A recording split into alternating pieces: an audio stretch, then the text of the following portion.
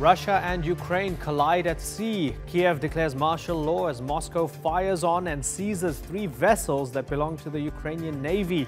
Could the two countries be on the brink of war? I'm Imran Garda, and today's newsmaker is the Black Sea crisis between Russia and Ukraine.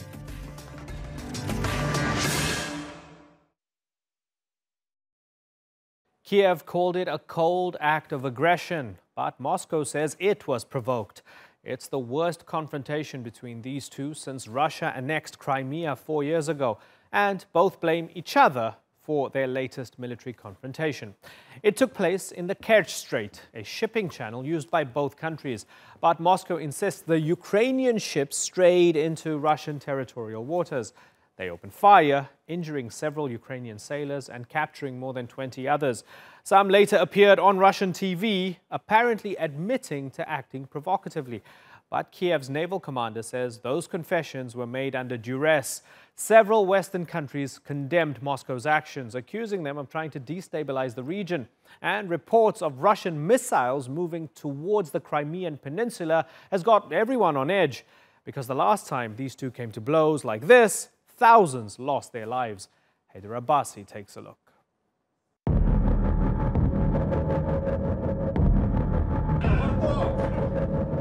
A Russian Coast Guard ship rams a Ukrainian tugboat. The tug and 2 Ukrainian Navy ships were sailing off Crimea's coast in the Black Sea. Russia says the vessels were violating its territorial waters, and it scrambled fighter jets and helicopters. As the Ukrainian vessels reached the Strait of Kerch, Kiev says Russia's navy opened fire on them. 6 Ukrainian sailors were wounded.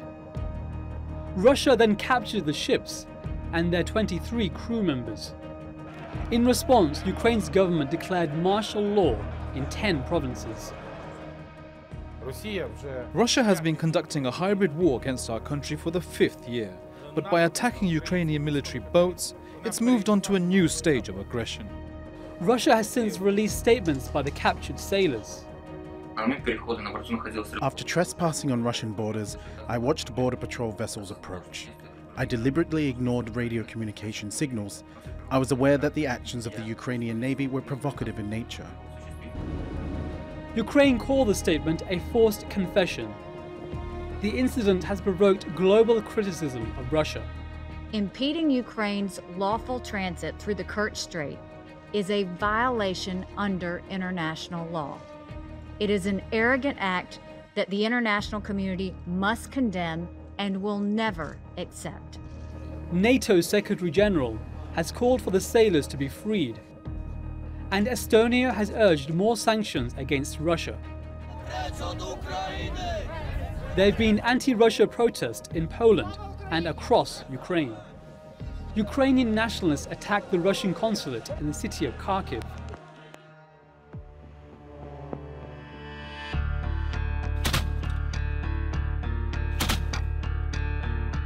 The attack is a reminder of the war in eastern Ukraine. Since 2014, Ukraine's military has been fighting pro-Russia separatists. Russia is accused of sending soldiers to the region and supplying weapons to the rebels. Moscow denies this. More than 10,000 people have been killed in the conflict, including 3,000 civilians. Another area caught up in the war has been Crimea. Russia annexed the peninsula 4 years ago. But Kiev insists Crimea still belongs to Ukraine. Shipping routes around the peninsula are vital to Ukraine's economy. Ukraine and Russia signed a treaty in 2003 that allows free access to the surrounding waters. So is this a new front in Russia's war against its neighbour? And what action will Ukraine's allies take to pressure Moscow? Haider Abbasi, The Newsmakers. Joining me now from New York is Andrei Dobryansky. He's a Ukrainian-American political and cultural analyst. In Moscow, we have Andrei Frolov. He's a researcher at the Center for Analysis, Strategies and Technologies. And from London is James Shear. He's an associate fellow for the Russia and Eurasia program at Chatham House. Gentlemen, thank you very much for joining us. Andrei Frolov, let me begin with you. So Russia fired on and then seized those 3 Ukrainian ships. Was it justified? From the Russian point of view, it's certainly justified because Crimea is a part of Russian territory with territorial waters around it 12 miles. So from the Russian point of view, everything was okay, and from the Russian point of view, it was Ukrainian part who acted very boldly and very aggressively and tried to go into Azov Sea without any permission.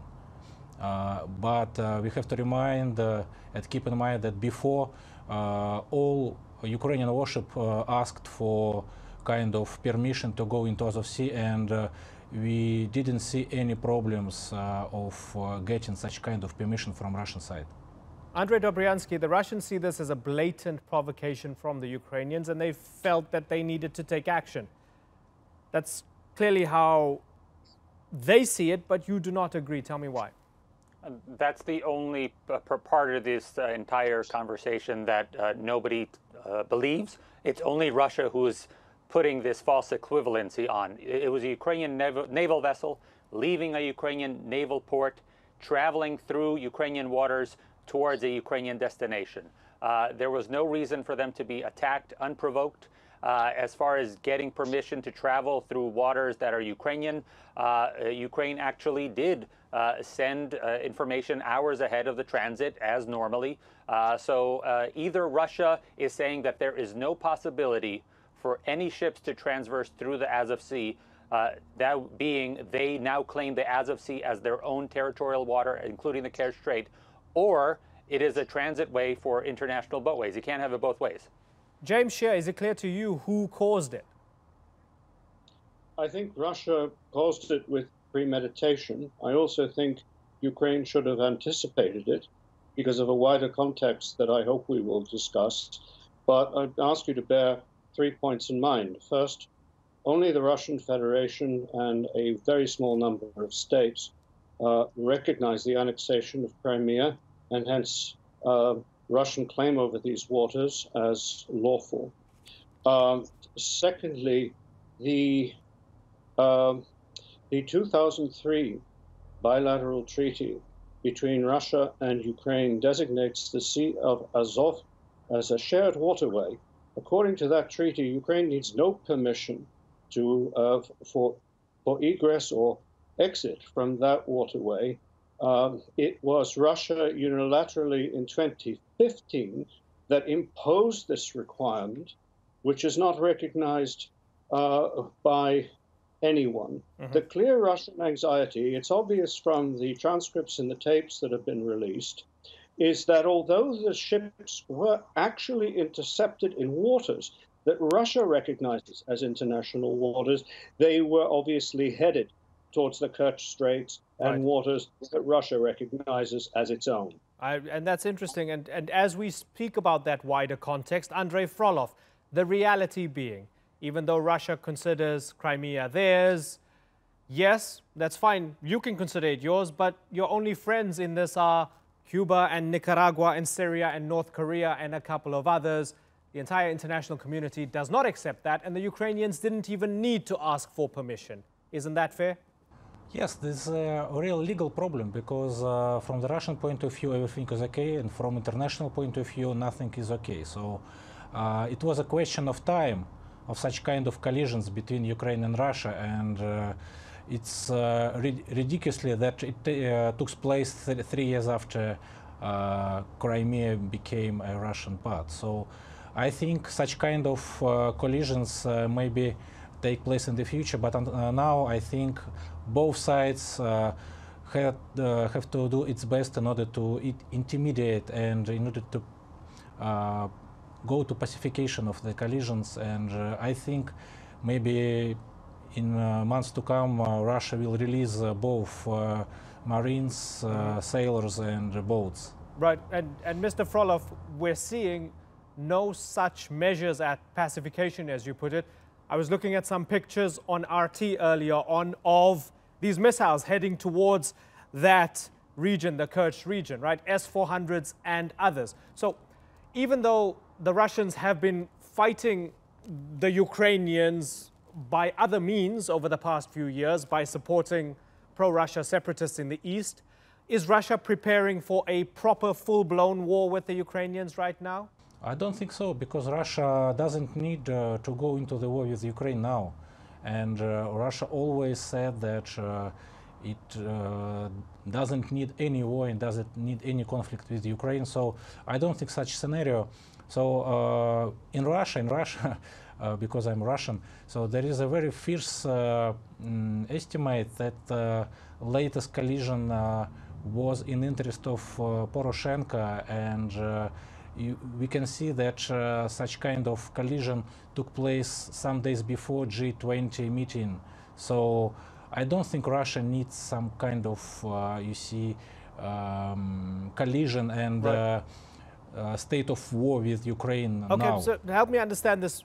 Before I go to Mr. Dobryansky, help me understand this. Hold on, Andrei Dobryansky. So, Andrei Frolov, just to be absolutely clear, there's a view in Russia that Poroshenko cooked this up or created this. Is that what you mean?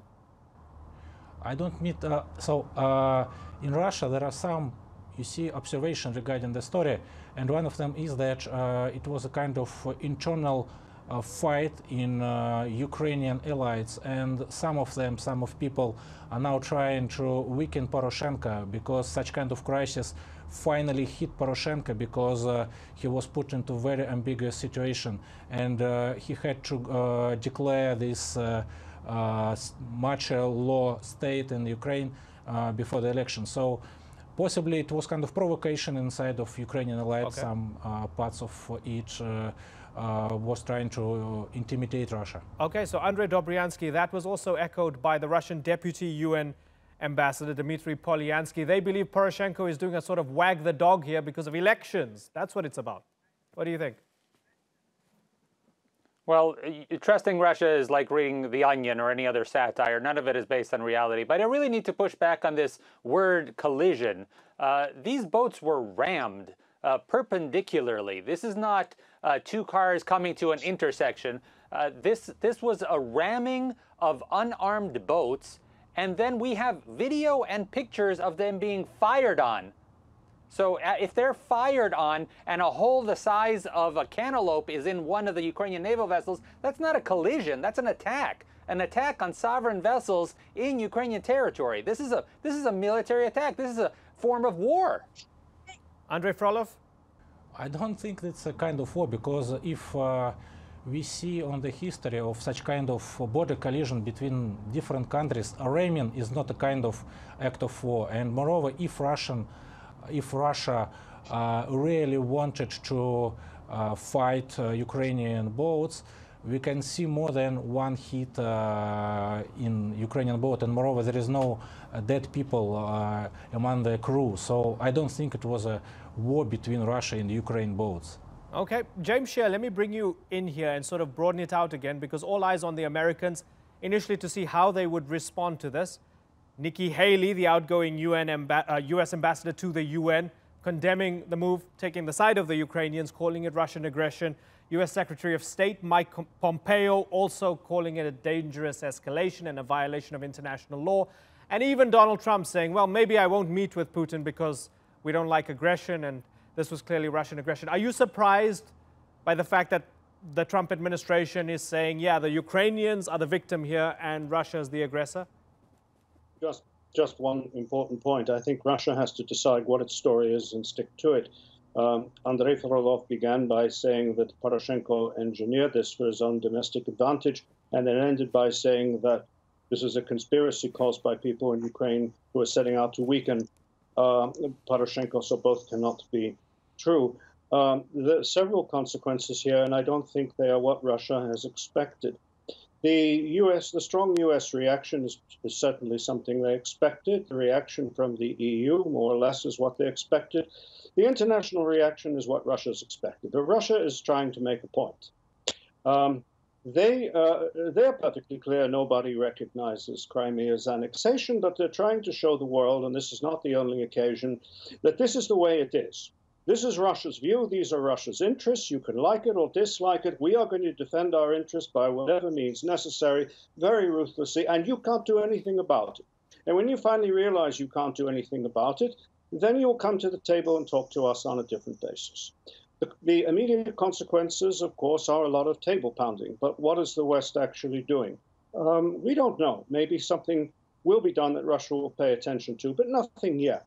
The consequences in Ukraine are more interesting because I think one of the reasons for this was to provoke President Poroshenko into declaring a harder, more strict, extreme version of martial law than he has, suspend democratic rights, suspend the elections, and that quite reasonably could be expected to cause an internal dissatisfaction in Ukraine, bring people onto the streets, and that would be very beneficial to Poroshenko's main appointment, Yulia Tymoshenko, who was already for some time imposing as the defender of Ukrainian democracy and the peacemaker. Okay, so Andrei Dobryansky, whether he's thought this through fully or not, by declaring martial law, is Poroshenko playing into the hands of his opponents, and is he invariably, inadvertently strengthening the Russians? Well, the president, with the assent of Parliament, Parliament passed this law in 2015, so they fully understand the law that was passed, has put 10 borderline areas into a state of readiness. There's no martial law in terms of taking over any local legislative bodies. There's no military marching through the streets. It is a state of preparedness. And it also, most importantly, has a sunset clause of 30 days. I'd just like to pair that with the declaration of emergency that France went into for 2 years after terrorist attacks happened there. This is much more different in terms of Ukraine has actively been invaded for 4 years. A space of land the size of Belgium has been occupied within its territory. And what Ukraine is doing is simply making sure that its border areas are ready for any other kind of Russian encroachment. I think that's very sensible. Again, comparing the state of France, which laid in state of emergency with heightened military and armed personnel throughout its major cities for 2 years. This is a completely rational response from the president of Ukraine. So, James Shear, Andrei Dobryansky is saying, well, Poroshenko's not quite taking the bait. He has to do this. It's just, these are just necessary measures responding adequately. Well, I think he hasn't taken the bait. We could have a separate discussion, hopefully a balanced discussion with pros and cons about what martial law, the state of preparedness, is really meant to accomplish and whether it will accomplish it.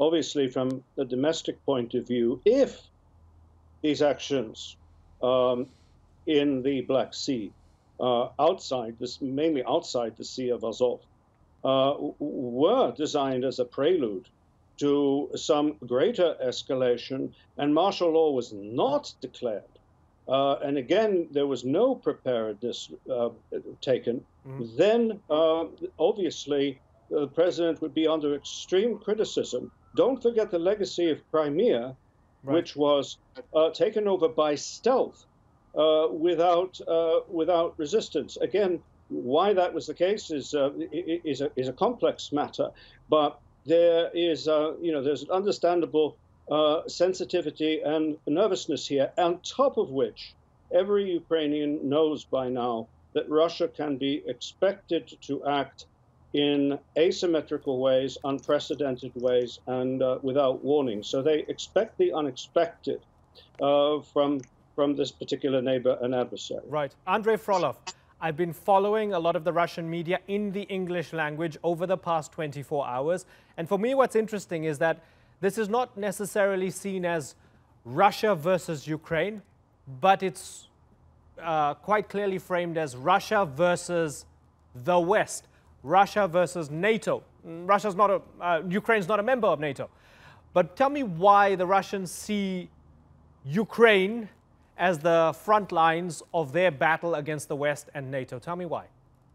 First of all, I don't think that Russian media really shadows that conflict that way as you have described. But anyway, the problem is that Ukraine, during its independence, wanted to adhere NATO, and from the Russian point of view, this is one of the main threats to the Russian security. So that's why Russia always had do its best in order to prevent Ukraine to go into NATO. And we can see that with current disputes regarding Crimea and East Ukraine, I think it's impossible from the formal point of view to Ukraine to go into NATO in the years to come. So from the Russian point of view, the bid is done, and Ukraine is now is forbidden formally to go into NATO. But coming back to this Kerch Strait maritime battle, I don't think this is a battle between NATO and Russia. Again, from the Russian side, let me qualify that and clarify that. In every single article that I come across, folded into it is this idea that the West is antagonizing, that the Ukraine is pro-West, that the West is trying to use Ukraine as a way of, at the very least, annoying Russia, and at the very worst, trying to actively attack Russia. So again, I'm extracting that and I'm asking you why, right? I don't know why, and I'm asking you why. I think this is just a kind of remake of publication we saw during 2014 and 2013 with events in Ukraine. So in Russia, some of experts and some of journalists believe that it was inspired by the West, and what we have after it, it was just kind of continued policy of the West in order to make Ukraine anti-Russian and make Ukraine a part of NATO. I don't know, maybe a part of European Union and so on. So this is a kind of explanation of previous events, and from that point of view, it's very logical. Okay. Andrei Dobryansky, is Minsk under threat? Minsk is hardly holding very well, but is it even more gravely under threat now? Well, many of the basic points, tenets of the Minsk agreement have been broken by Russia numerous times, not least of which is these increasing attacks against Ukraine. Not only are they dismissing the pretense of using these men without insignia in Ukraine, but now openly they are having their own military personnel with Russian insignia on Russian ships. And I must stress that this is not a military battle in the Kerch Strait. This was a ramming of unarmed ships, Ukrainian ships leaving a Ukrainian port, traveling through Ukrainian waters towards a Ukrainian destination. This is an open military attack, the likes of which is completely against any kind of international convention. I would really like to see, if Russia is so scared of NATO, what NATO could possibly do is, in the name of goodwill, some NATO member states could possibly have some humanitarian missions go into the Azov Sea. Maybe that will convince Russia, with some NATO ships inside the NATO Sea, to give help to those areas of Ukraine that are under constant bombardment. They can deliver some humanitarian aid. I think if Russia is seriously concerned about the humanitarian situation, they would probably accede to that. Okay, James Scheer, Minsk, and all the developments, all the positive developments. We heard from the OSCE and others that there have been some positive developments in terms of ceasefire in the east of Ukraine. Is that under threat? Look, Minsk Accords are irrelevant. The Minsk Accords say absolutely nothing about the Black Sea or naval armament. This has been one of its major deficiencies. Technically, Russia could mount an amphibious invasion of Mariupol without literally being in violation of Minsk. It would be like telling someone not to kick the chair, and so they kick the table instead. So Minsk should not be part of this discussion.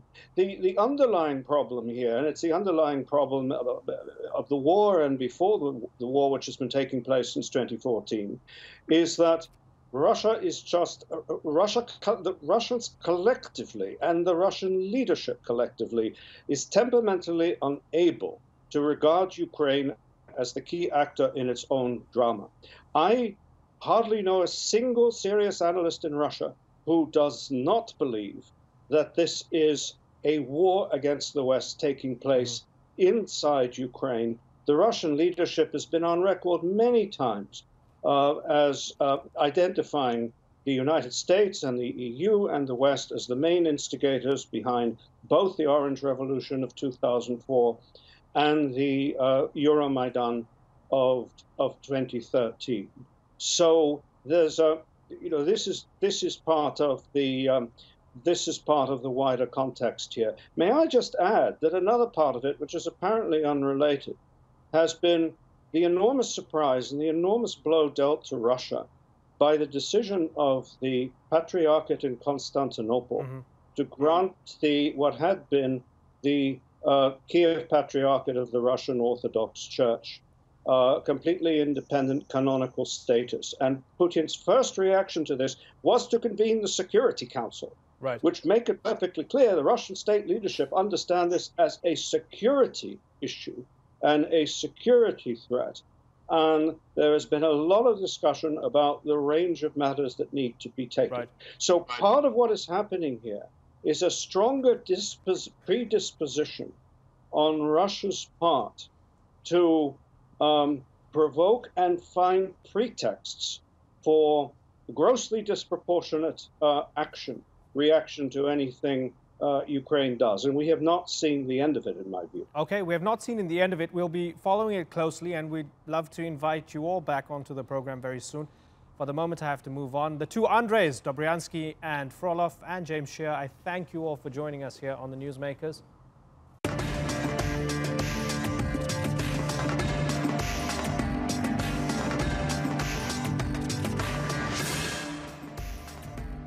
Still to come on the program, where is this world leader?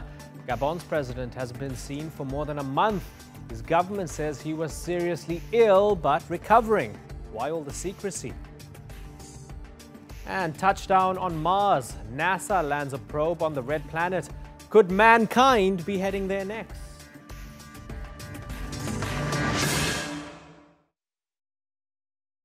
Just over a month ago, Gabon's president, Ali Bongo, was hospitalized in Saudi Arabia.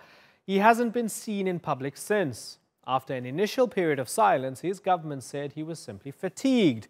They later admitted he was seriously ill, but is now on the mend. Some of Bongo's opponents aren't buying the government line, and they may have good reason to be suspicious. Gabon's first two presidents died abroad, and in the case of Omar Bongo, Ali's father, his death was hidden for several days.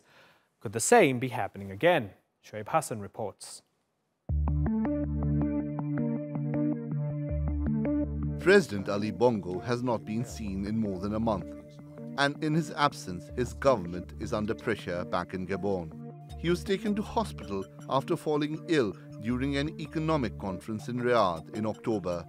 Suite à ce diagnostic, the presidency of the Republic calls on the Gabonese people to be vigilant in view of the spread of fake news and other false information on social media and some internet sites that hardly qualify as information. entouré de sa famille. Those reports say Bongo is actually in much worse shape than his government is admitting. Bongo became president in 2009. He took over from his father Umar when he died after more than 4 decades in power. Ali Bongo was re-elected after a disputed election in 2016. International observers reported voting irregularities, human rights violations and violence. Since then, it's been a bumpy ride for his government, as unemployment and economic disparity remain a major challenge. A third of Gabon's population lives below the poverty line, despite its massive oil revenues. The strong opposition parties have criticized Bongo's government for its failure to implement reforms to improve the situation. And since Bongo's hospitalization, the opposition has increased calls for his government to be dissolved. Our Constitution provides that in Article 13, when the President is impeded for any reason whatsoever, he's replaced by the President of the Senate. But a constitutional court ruled that Vice President Pierre Claver Moussavu would rule in Bongo's place. The crisis has loosened the grip Bongo and his family have had on the oil-rich African country. No other member of the family is in a position to replace Bongo. But a presidential spokesman said Bongo has improved and is going to Morocco for a brief stay to recuperate. Will Bongo return to once again take control? Is this a ploy to ensure his party stays in power? Or will his government fall apart in the face of a strong and vocal opposition? Shoaib Hassan, The Newsmakers. Well, let's go to Paris now, where we're joined by Louis Koimayu. He's a journalist and president of the African Information Club, and in Pointe-Noire in the Republic of Congo. we have Jerry Bambi. He's a journalist and host with Africa News. Gentlemen, thank you for joining us here on the Newsmakers. Jerry, let me begin with you. Is there anything clear at the moment about where President Bongo is and what his health condition is like?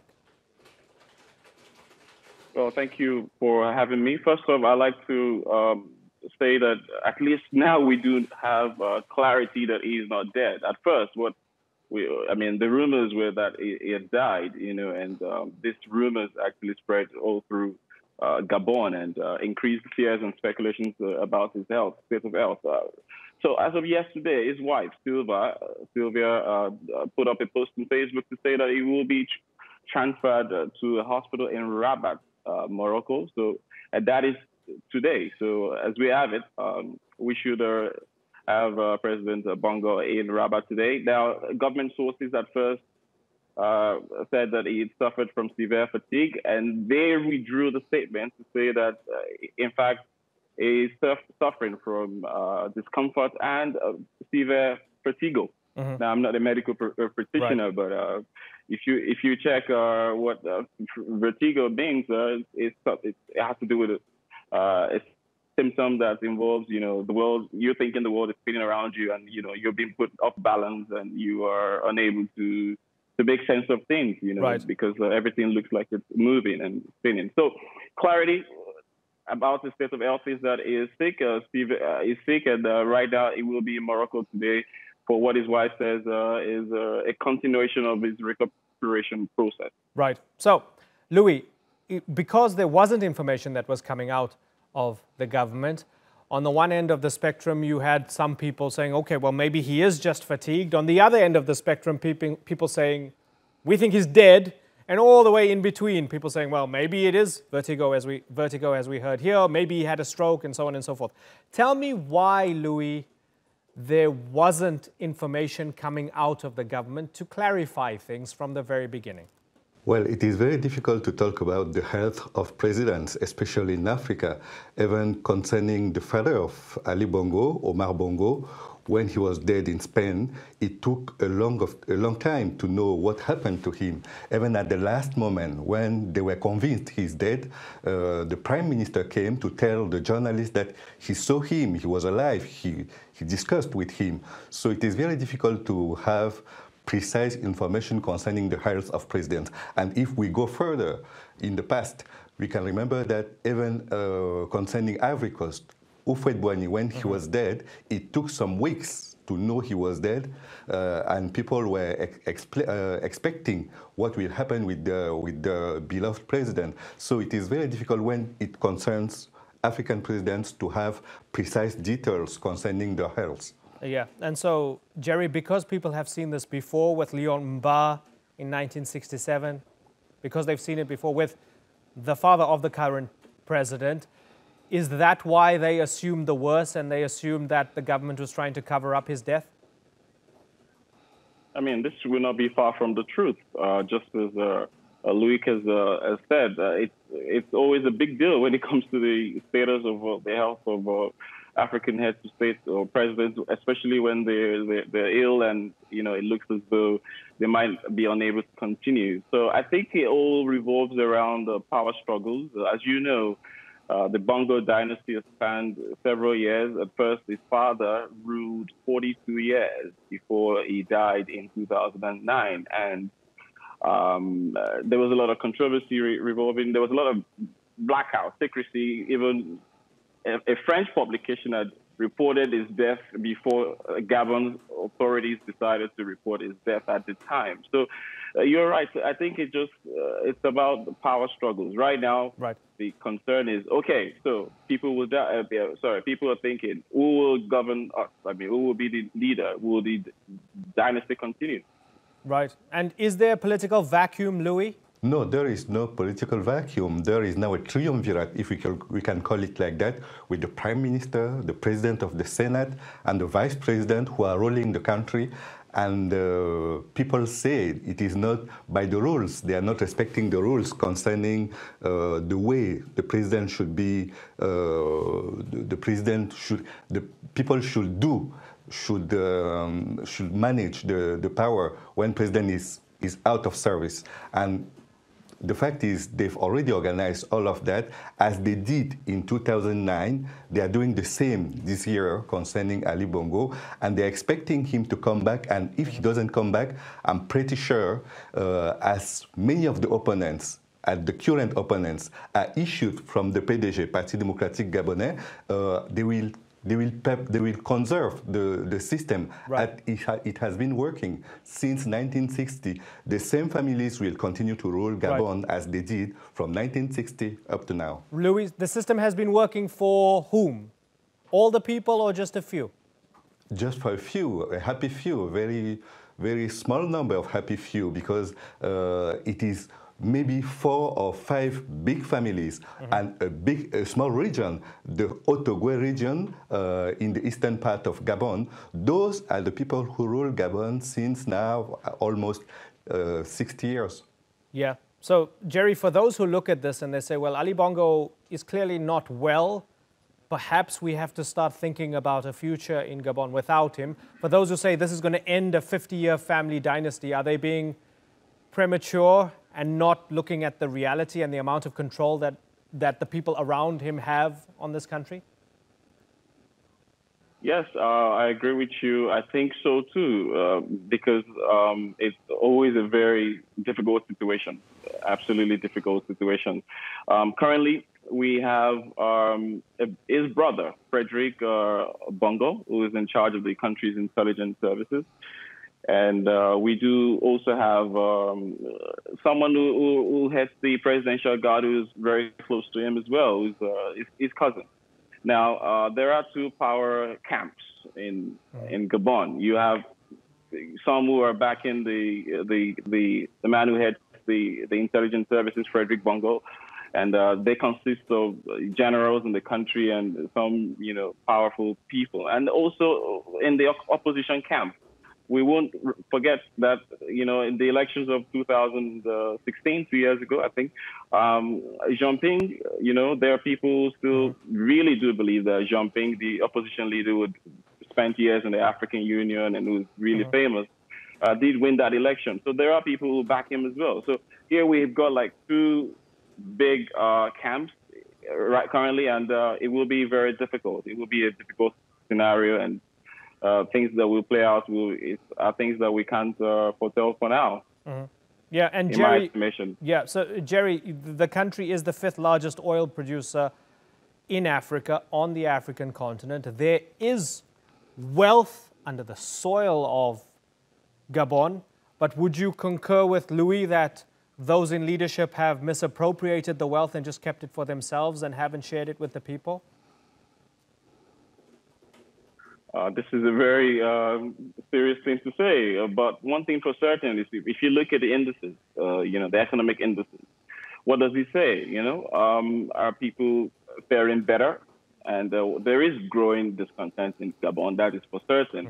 In terms of corruption and how people, particular set of or group of people have been cornering the wealth of the country, I do not know, but I think that generally this is the perception in Gabon and in other African countries. And if people would have their way, they would want change. Right. And I think this is what people would want in Gabon as well. Yeah, and the reason I ask this, and let me come back to you, Louis, the reason I ask this is that anytime if we look at the indices, as Jerry would say, and we look at the track record and we look at where the money is going, and there seems to be inequality and seems to be an imbalance, then naturally, if there's a question mark hanging over the future of the leader, I wonder, would we see people taking to the streets to say, we want change, this is a chance for a fresh opportunity? Or is that unlikely to happen in a place like Gabon, Louis? No, people have already organized some protestation. So you see them here in Paris, you see them in Libreville, less maybe, but you see them anyway. So they are disappointed with the way the country has been ruled up to now. They don't want it to be ruled like that, because if they just consider how things have been changing in Equatorial Guinea, which is a neighboring country, they see that using the capita for the wealth of the population can be done. even when the leaders are in corruption issues. So if they don't understand that, if they don't accept that, they've protested in 2009 when President Bongo died, and before that even, they were already protesting. That brought the country to the national conference they organized before the multipartism system. So Gabonese are tired, of course. They are showing the demonstrations that they do not agree with the way their leaders are dealing with the development of the country. But they have no power to change that. Elections are always organized, and it is always the same history. The president, the current president, is always elected, even if he doesn't win. So they are trying to do it by the legal way, but it is very difficult, and the expectation is that they will have a strong opposition to bring that issue in the reality in the next years. And Louis, is the opposition still connected to the same ruling elite? If we look at the example of someone like Jean-Ping, he still has connections to Bongo, even though he's an opposition leader. Does that mean that there isn't really a viable opposition right now? My point of view is that what will happen in Gabon will not be a revolution. What will happen will look like what happened in Zimbabwe or in Angola. It will be an insider who will probably be the next president of Gabon if Ali passes away or if there are new elections, because he's not able to continue ruling the country. But I do not think someone coming from the opposition, even the new opponents of now, who were in the system, like Jean-Ping or the others, that those people will be able to win an election or to put Ali Bongo out of the power, out of the palace he's in as president of Gabon. Is that the only realistic scenario playing out, Jerry, when it comes to life after Bongo? If he dies or if he's not healthy enough to continue, right, or if there's fresh elections, is there going to be an Emerson Mnangagwa type of figure that has to come from within the ruling elite without the prospect of a revolution, as Louis says? This in particular, I think, is not going to play out.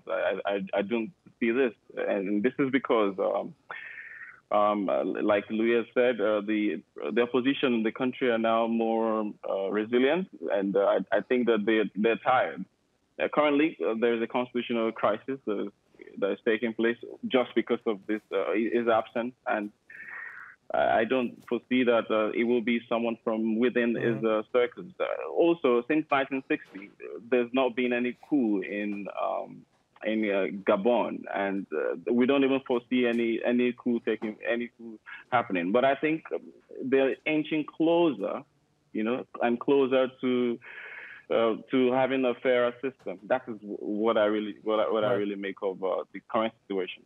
Louis, very finally, why do you think it was so difficult for us to get either a representative of the Gabonese government or somebody who is a firm supporter of Ali Bongo on this program? We tried very hard. Why do you think they kept on rejecting us? Well, I don't know. Probably because they don't have enough information. When you consider just the situation concerning the health of the president, at the beginning, it was the spokesperson of the president who was speaking, telling us there was a fatigue or something like that.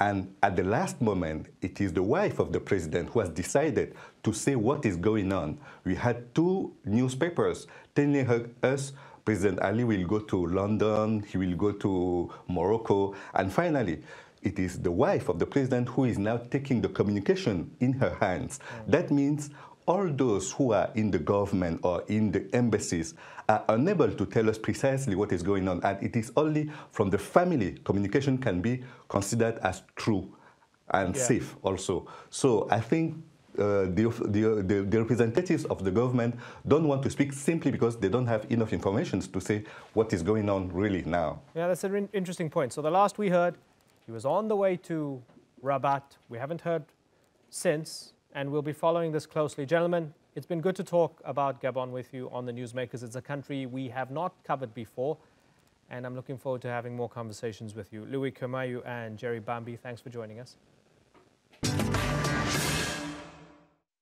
Touchdown confirmed.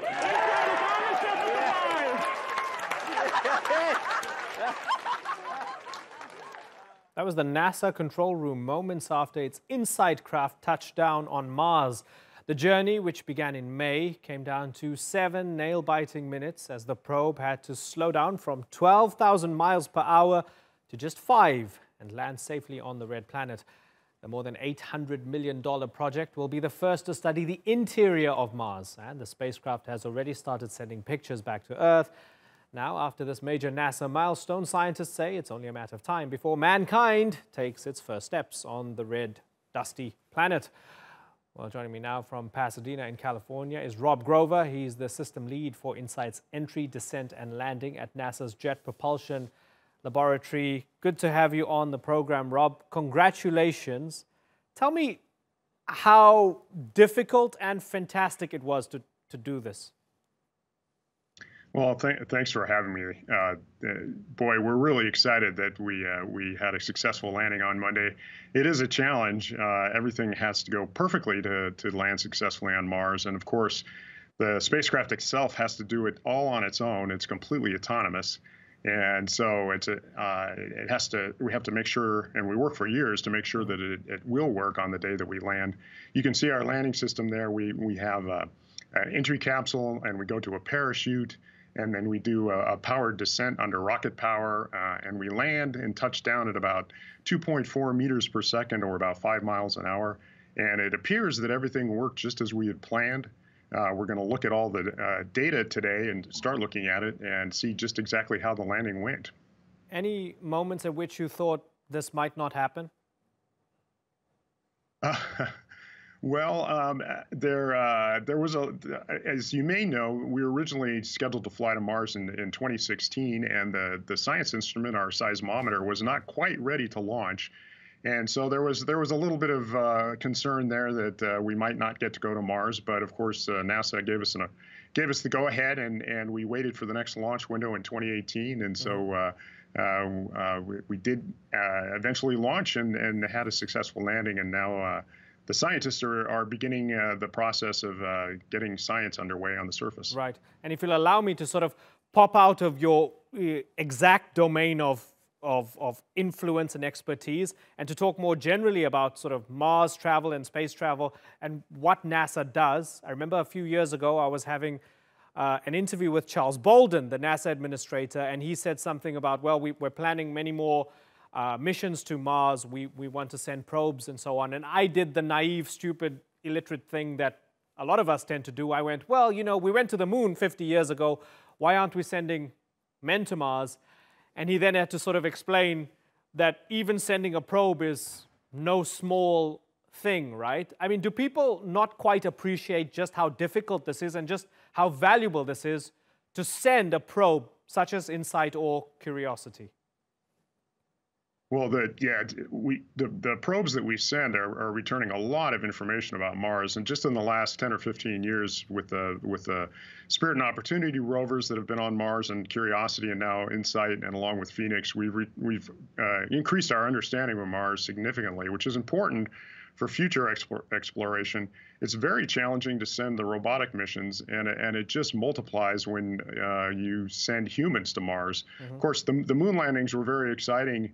And that's one of the reasons why I am in the space program, because as a child, I watched the moon landings, and it's much easier to get to the moon. It only takes about 3 days. But for Mars, it takes about 6 or 7 months to get to Mars. And so the challenges of keeping a crew alive and healthy on the way out to Mars, and then and conducting a surface mission on Mars with people is very challenging, because once you're there, a surface mission would probably last about 1.5 years.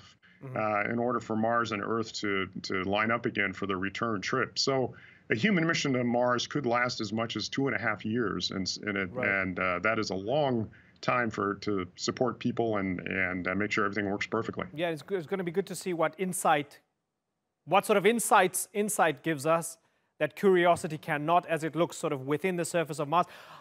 In general, Rob, are you excited about the future of space exploration? Is it a good time to be alive? People are very depressed about the politics and all the wars going on in the world. But when we look beyond our planet where we're killing each other, is it an exciting time to be alive? Oh, I think so. Yes. I mean, we've done a lot on Mars recently, and there are plans, of course, to do human exploration beyond low Earth orbit and beyond the International Space Station. And so I think it's a very exciting time. It's what inspires me in my work and my life. And you know, I think it brings out the best in us as human beings to explore and to push ourselves, and I think it's, you know, the future is positive in that way. And I think space exploration has the possibility to bring us together, of course, and as we do with the International Space Station. And the challenges of sending humans out beyond low Earth orbit are such that cooperation between different countries is important to make that possible. Yes. So I think it's the future is very promising in space. Well, I have tremendous respect for you and all the other scientists. Congratulations once again. Looking forward to having you back on the program soon. Thanks so much, Rob Grover.